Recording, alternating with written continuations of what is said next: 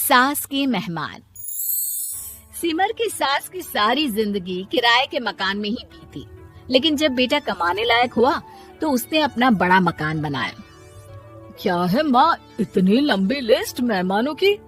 गृह प्रवेश है सिर्फ, शादी में तो तुमने इन लोगों को बुलाया ही था ना।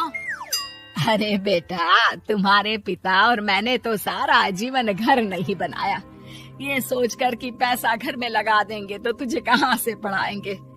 अब बेटा, घर जैसी खुशी में मैं उन लोगों को कैसे भूल जाऊं जिन लोगों के साथ मैंने पूरा जीवन काटा।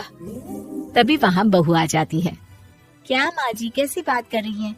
बुआ जी, चाची जी, उनकी बेटियाँ, ससुराल वाले सभी तो आ रहे। मैंने उनकी लिस्ट सुमन से पूछकर तैयार कर ली है। हाँ बेटा, ये लोग तो रिश्तेदार हैं, इन लोगों को तो बुलाना ही है, लेकिन जिन लोगों के साथ मैं किराए के मकानों में रही, वो मकान मालिक, वो पड़ोसी, उन्हें कैसे भूल सकती हूँ। माँ, लेकिन वो नीलम आंटी को तो मत बुलाना, बड़ा ही लो स्टैंडर्ड साउंड करती है वो। हाँ माँ, और वो किरण को भी। उनका पति और बेटा खाते कितना है। और नहीं तो क्या, शादी में भी 2000 रुपए वाली प्लेट में दनादन खा रहे थे। माँ कुछ नहीं बोलती, कमरे में चली जाती है। तुम्हारी माँ के तो चोचले ही अलग है, न जाने लोगों को क्या बताना चाहती हैं। अरे आस पड़ोस को तो ऐसे पूछ रही है जैसे कि रिश्तेदार। हाँ, जानता हूँ माँ को, वो किसी से जुड़ती है तो दिल से जुड़ती है। वैसे बात करता हूँ उनसे। सभी अपने अपने काम में लग जाते हैं। सास को नींद आ जाती है और वो सो जाती है। लग रहा है कि गुस्सा होकर सो गई। कपड़े भी अपने बाहर फेंक कर गई हैं। बहू है ना, नौकरानी जैसी, कर लेगी काम। बड़बड़ करती बहू सास के कमरे में जाती है और कपड़ों को उनकी अलमारी में रखती है कि तभी उसके हाथ में एक एल्बम और कुछ खत लगते हैं। अरे ये क्या है? बहू एल्बम देखती है जहाँ नीलम आंटी और सास के साथ छोटा सा उसका सुमन खड़ा होता है। इनके बचपन की फोटो। वो सारी फोटो देखकर जब खत को खोलती है तो वो किरण का होता है। बहू खत पढ़ने लगती है। खत में लिखा होता है, तू पैसे की चिंता न कर, सुमन की पढ़ाई में कोई कमी ना हो, हम पड़ोसी नहीं बहने हैं। तभी सास जग जाती है। अरे बहू, क्या हुआ? कुछ चाहिए था क्या? बहू बात घुमा देती है। माँ जी, वो इनकी फोटो देख रही थी नीलम आंटी के साथ। कितनी सुंदर लग रही है ना आंटी। हाँ, दिखा तो जरा फोटो। बहू सास को फोटो देती है। सास फोटो देखकर कहती है, याद आता है, तेरे ससुर जी तो थे नहीं, काम के लिए 10 दिनों के लिए शहर से बाहर गए थे। जब बेटा होने वाला था तब नीलम आंटी और अरुण अंकल ही थे। आंटी बेचारी रात भर मेरे साथ बैठी रही तो अंकल भाग भाग कर दवाई का इंतजाम कर रहे थे।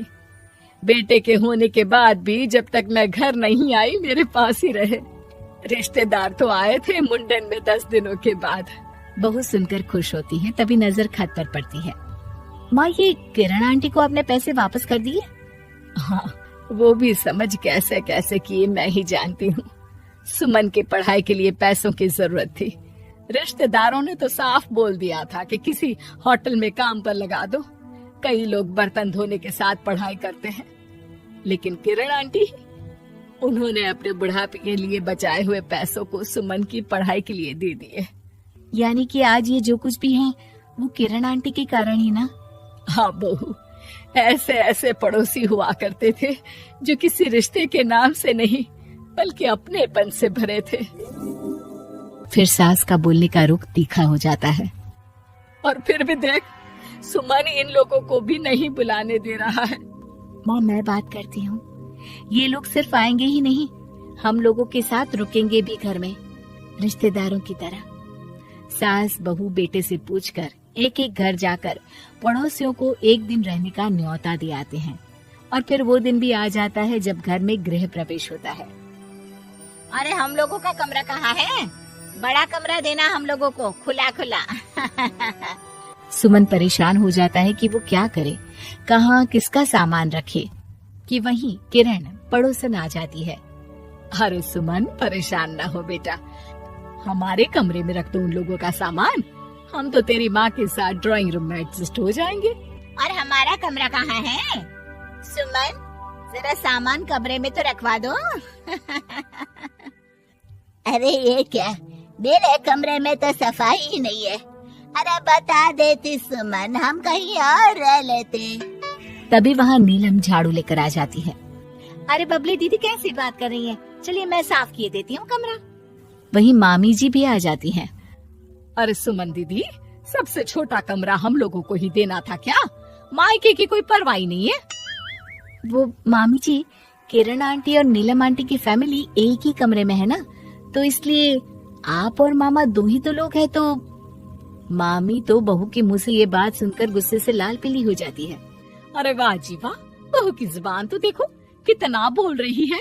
इतना बोलने वाली बहुएं भी होती है क्या? अरे रहने दो, जब मेरी बहन ने ही मेरे बारे में नहीं सोचा तो किसी और से क्या उम्मीद करें।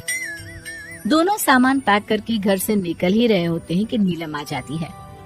अरे राकेश भैया, मैं भी सुमन की तरह ही तो हूँ। आप तो हम लोगों को इतने साल से जानते हैं।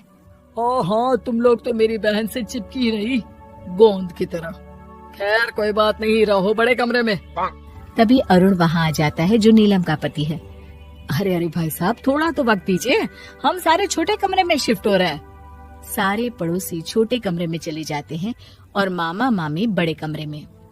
बहू चाची के कमरे से बाहर निकल रही होती है कि देखो कैसे बड़ा मकान बनाकर इतरा रही है। अरे जब हम लोगों ने कहा था कि घर बनवा लो, तब तो लड़के को पढ़ाने की पड़ी थी। इतना पैसा रखी थी, महंगे कॉलेज में पढ़ाया, तब बात मानी होती तो सस्ते में मकान बन जाता। बहू आगे जाती है, जहाँ दोनों पड़ोसन भी आपस में बात कर रही थी। मानना पड़ेगा सुमन को, बहुत ही समझदारी के साथ चली। बच्चों की जिम्मेदारी को सबसे ऊपर रखा, रिश्तेदारों के साथ भी पूरा निभाया। नहीं तो आजकल के रिश्तेदार। अरे सुमन के लिए तो हम हमेशा ही खड़े हैं। बहू तभी मामी के पास जाती है, जहाँ वो मामा से कह रही होती है, बस अब आ गए इसके घर। अब तो ये रो रो कर भी बुलाएगी तो मैं ना आऊं। कैसे कमरे में रखा हम लोगों को। सुमन भी ना किसी काम की नहीं है। बहू सभी को देख समझ रही थी, रिश्तेदारों के नखरों के बीच पड़ोसियों का प्यार। वो देखकर समझ जाती है कि सास के असली मेहमान कौन है।